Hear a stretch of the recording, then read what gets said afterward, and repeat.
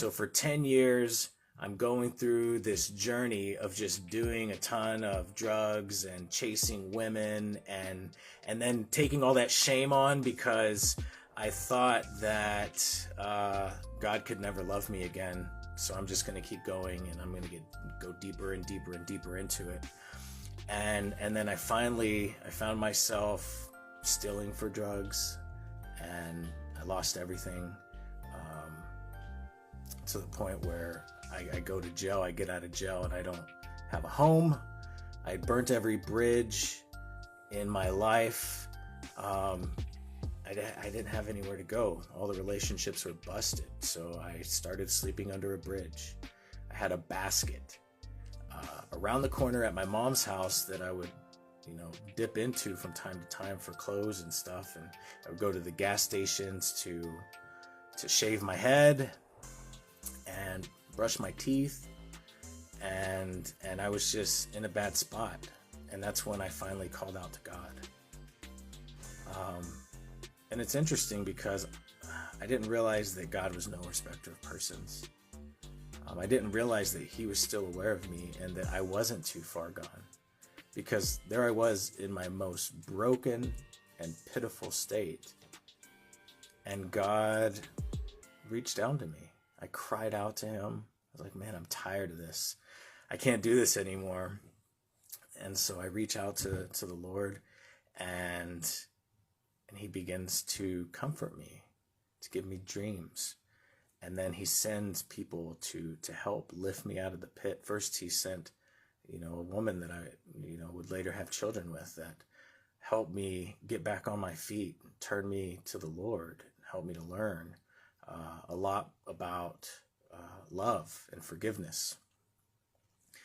So I began to turn my heart to Christ, right? It's not like I had this change and everything was just taken from me. It was a process of stripping things away where, first I was like, all right, Lord, I'm not going to sell drugs anymore. I'm going to do my best to be diligent, to make an honest buck, right? Let me start with integrity. I'm going to start to just be honest about how I spend my time and how I make my money. So I went and I got a job. It was humbling. I was a cook at Long John Silver. I made minimum wage, and I was grateful. I was struggling, but I was grateful that I was able to teach myself that I could do this. I could actually do this. And as I made promises with the Lord and did what I told him I would do, I found that he would bless me, and I would receive, more in ways that I couldn't even begin to comprehend. First, it was more job opportunities and training so I can have skills and later earn a little bit more than minimum wage. And it was like, I don't know. I felt like 20 years ago, I was on drugs in the strip clubs, having shootouts in the desert. Just a few years later, I'm selling drugs, living large on the beach, like in fancy cars and ritzy homes and jewelry and all this stuff. And then just a couple years later, I'm sleeping under a bridge, not having anything. And then boom, the Lord shows up and he's like, no, like, I haven't forgot about you. Thank you for calling out to me. I love you. Let go of the shame and the guilt. You just learn of me.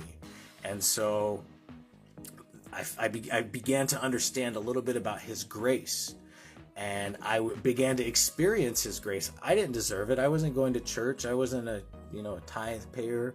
I wasn't making offerings. I wasn't serving my neighbor. I wasn't, doing all the things, but here the Lord is still, ministering to my heart and sending angels to minister to me in the spirit and in the flesh, even, sending people, real life angels. And that turned my heart to repentance. So it's like I'm feeling all of this love, and then I had this deep sorrow come over me where I just knew I wanted to make things right.